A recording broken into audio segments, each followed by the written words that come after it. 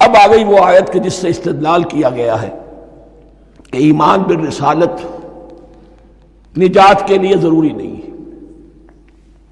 ان الذین آمنوا والذین ہادوا والنصارى والصابئین من آمن باللہ والیوم الآخر وعمل صالحا فلہم اجرہم عند ربہم ولا خوف علیہم ولا ہم یحزنون۔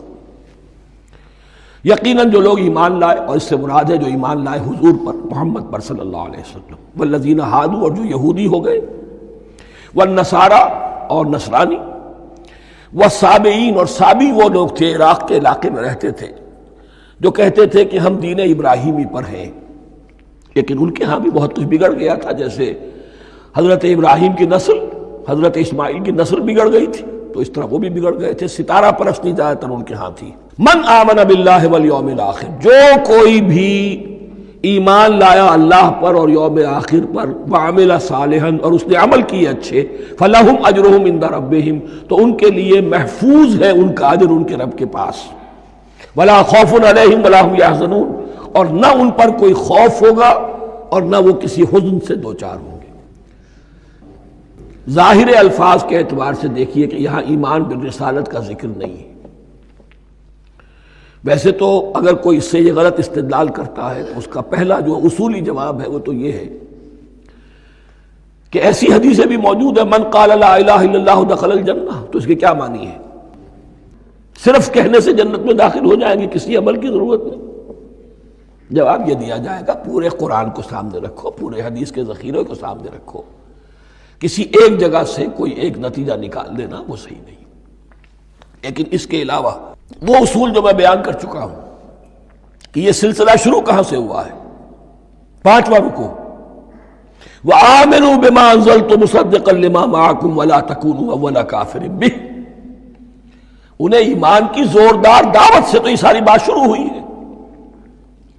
اب فصاحت اور بلاغت کا یہ تقاضا ہے کہ بار بار اس کو دہرایا نہ جائے، وہ بات انڈرسٹوڈ رہے گی، مقدر رہے گی، سمجھی جائے گی کہ ہر جگہ پر وہ موجود ہے، اس لیے کہ ساری گفتگو ہو رہی ہے اسی کے حوالے سے۔ وَآمِنُوا بِمَا أَنزَلْتُ مُصَدِّقًا لِمَا مَعَكُمْ وَلَا تَكُونُوا أَوَّلَ كَافِرٍ بِهِ وَلَا تَشْتَرُوا بِآيَاتِي ثَمَنًا قَلِيلًا وَإِيَّايَ فَاتَّقُونِ۔ اس حوالے سے یوں سمجھیے اب اس آیت کو کہ یہاں پر کچھ الفاظ محذوف مانے جائیں گے۔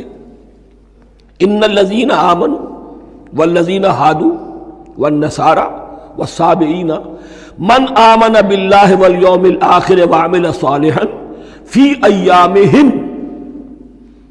فلہم اجرہم عند ربہم ولا خوف علیہم ولا ہم یحزنون۔ ہر دور میں جبکہ ابھی حضرت عیسیٰ نہیں آئے تھے تو جو بھی یہودی تھے اس وقت تک، حضرت موسیٰ کے ماننے والے، وہ جو بھی اللہ پر ایمان رکھتے تھے اور نیک عمل کرتے تھے، آخرت کو مانتے تھے، ان کی نجات ہو جائے گی۔ لیکن حضرت عیسیٰ کے آنے کے بعد ان کو نہیں مانا، اب وہ کافر قرار۔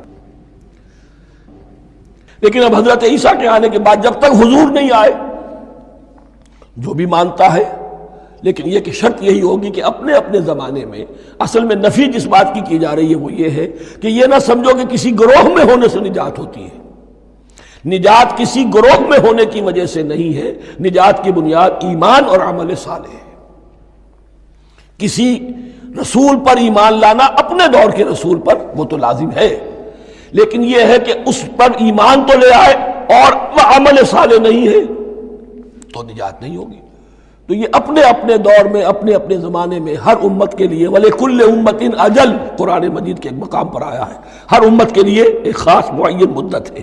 اس معینہ مدت میں اب ظاہر بات ہے جو لوگ حضور کی بعثت سے پہلے فوت ہو گئے ان پر تو کوئی ذمہ داری نہیں تھی حضور پر ایمان لانے کی، اور ایسے لوگ تھے، ایسے موحدین مکے میں موجود تھے جو یہ کہتے تھے کعبے کے پردے پکڑ پکڑ کر، اے اللہ ہم صرف تجھے پوجنا چاہتے ہیں، صرف تیری بندگی کرنا چاہتے ہیں، لیکن جانتے نہیں کیسے کریں۔ یہ بات موجود تھی اور ان کا انتقال بھی ہو گیا۔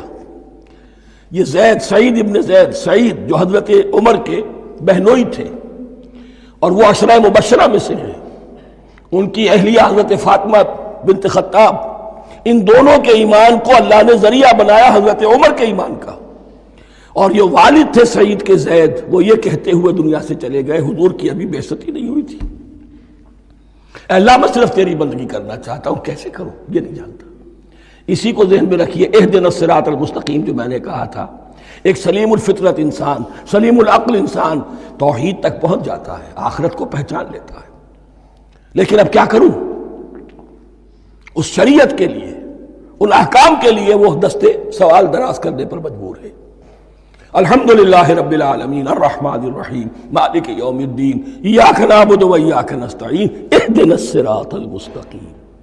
اسی صراط المستقیم کی دعا کا یہ جواب اب آئے گا، شروع ہوگا سورہ بقرہ سے، یہ کرو یہ نہ کرو، یہ فرض ہے، یہ تم پر لازم کیا گیا، یہ چیز حرام کی گئی، وغیرہ وغیرہ۔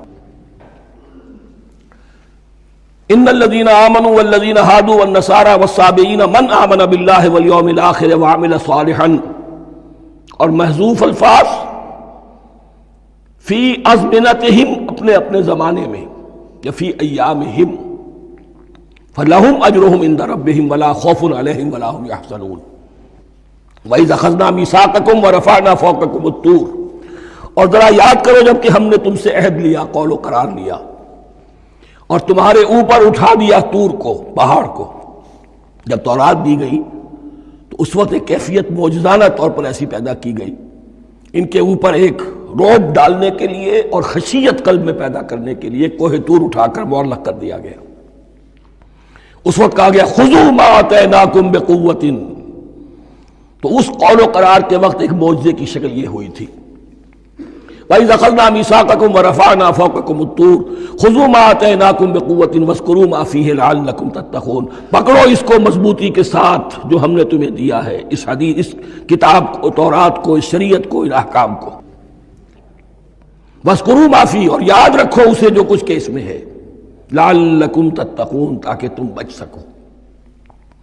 ثُمَّ تَوَلَّيْتُم مِّن بَعْدِ ذَلِكَ، پھر تم نے روگردانی کی اس کے بعد، اس میثاق کو توڑا، میثاق الست کو توڑا تھا، اور دوسرے یہ میثاق شریعت جو تم سے لیا گیا اس کو بھی توڑا۔